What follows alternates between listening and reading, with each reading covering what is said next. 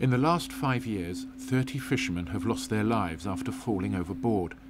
Hardly any were wearing a life jacket. Falling overboard instantly becomes a life-threatening situation. And when this happens on a winter's night in rough seas, there are few survivors. But this is the story of one of them.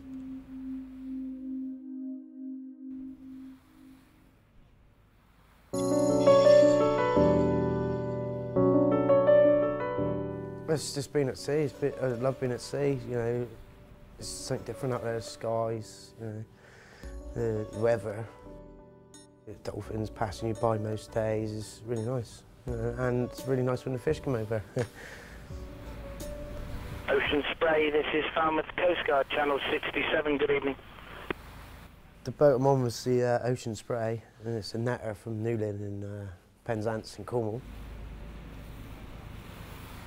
It was pitch black by 8:30. It was the last tier we hauled of the day and the last tier we were shooting of the day.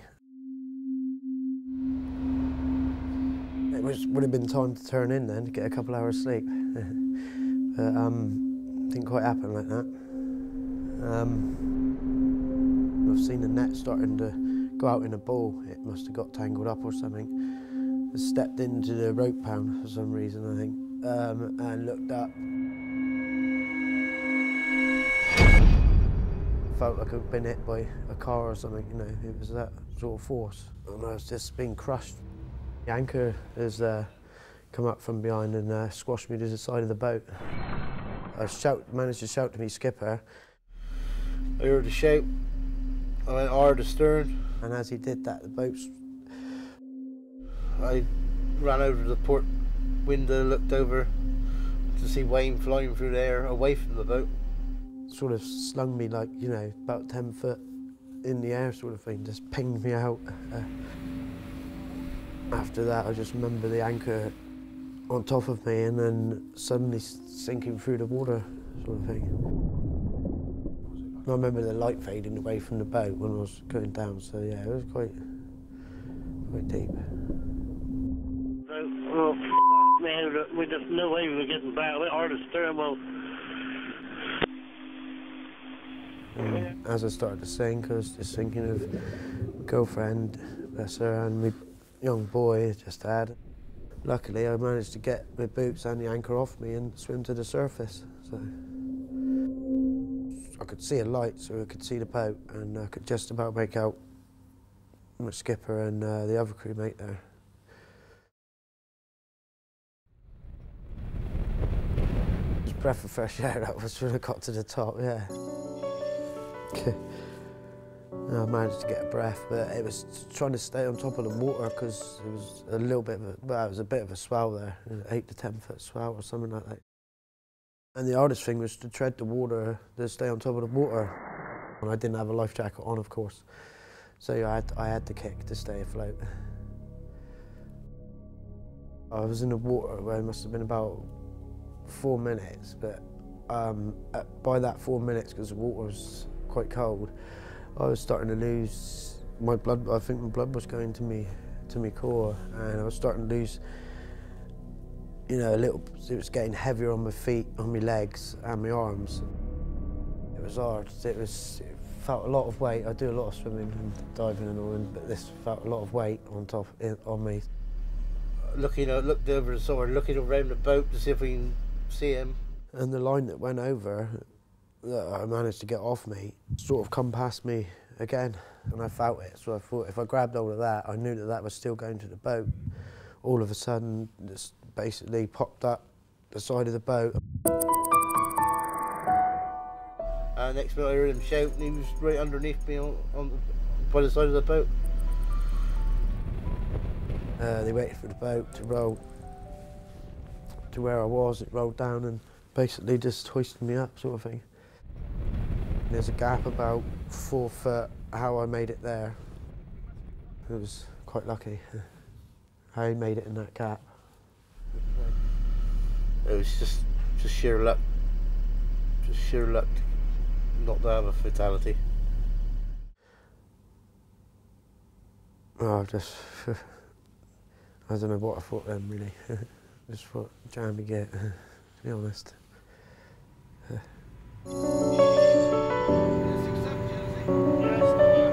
This is Falmouth Coast Guard, Roger, and also the Penley lifeboat will be launching shortly with medics on it to come out and meet you and assess your casualty.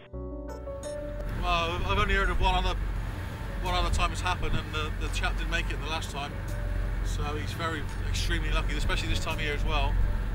Well, you haven't got no worse. He's very cold. Very cold, and a bit of shock like. Thankfully, just a little scar on there and just a cracked rib, really.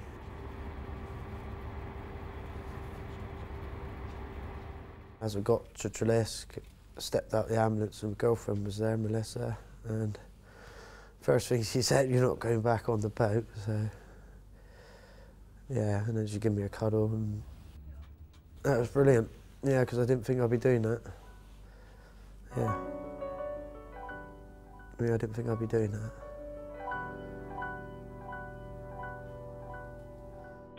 Falmouth Coast Guard, Roger out.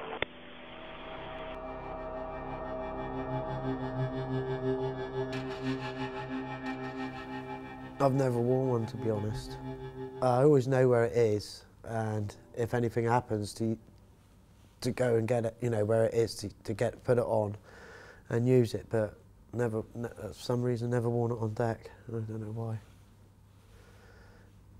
I do a lot of swimming and diving and all, but this felt a lot of weight on me, so it was difficult. I mean, the getting up from going underneath wasn't that too difficult, I didn't think, but the staying up on the surface was. It would have been a lot better with a life jacket, to be honest. Yeah.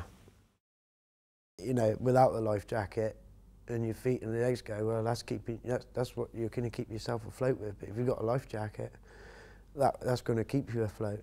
You know, wherever your arms and leg goes, so your temperature warms up your inside. So it doesn't matter whether you know, that would have kept you longer, basically. You know, I wouldn't have had long, I don't think. You know, 10 minutes maybe. But with a life jacket, you certainly got a little bit longer. The cold is the only factor that, you know, but it would have been definitely better with a life jacket, put it that way. I think I was very lucky this time, but a lot of people are not very lucky. I was nearly unconscious when I went over the side. I could have been, and if someone is, and they haven't got a life jacket on, then, you know, you ain't coming back on the. You won't be getting back on the boat. When I go back on deck, I'll be wearing a life jacket. I won't go back on deck without one. And I think all my crewmates will be wearing life jackets now as well. So I definitely won't be going to sea without one.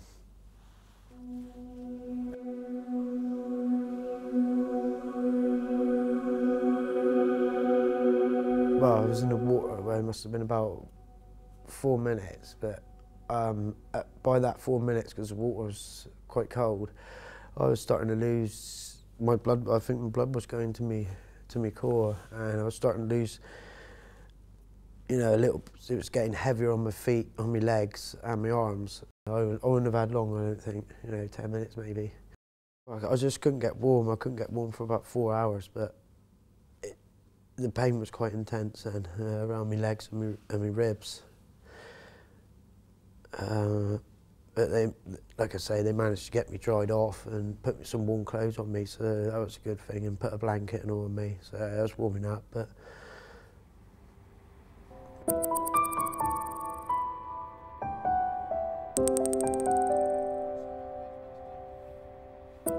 well, I've been on a couple of boats, and you know, everyone knows where the life jackets are, but as for on deck, I think most people think that, you know, that won't, you know, I won't go over the side, you know, sort of thing. I only need my life jacket for if the vessel, you know, catches fire or something else happens, you know, a collision, or, you know, you start taking on water and you're going to sink. I'm sure quite a few other people are like that, but now, and I mean, it's took this for me to realise, you know, you're better off with a life jacket on than off when you're on deck working. I hope, you know, most of the people that are watching this will think twice about wearing one, you know, at least, you know, and put one on. Get your skipper to get you one, or if you haven't got one, put one on as soon as you go on deck to work. Yeah. There was only about a 4-foot gap on the port side of the boat where I managed to come up from. I mean, forward of that is the shelter deck, which, well, you just wouldn't, no one would be able to get to that, if you know what I mean. You have to go on top of the boat, and then, well, you wouldn't have been able to pull no one up from there. And back half a bit, on the other side of the gap where I got at that's about 6 or 7 foot off the deck, and well, to get up there, I don't know how they would have pulled me on, got me on board from there, either side of that, either side of the gap I made it to. How they would have pulled me on the deck, I do not know.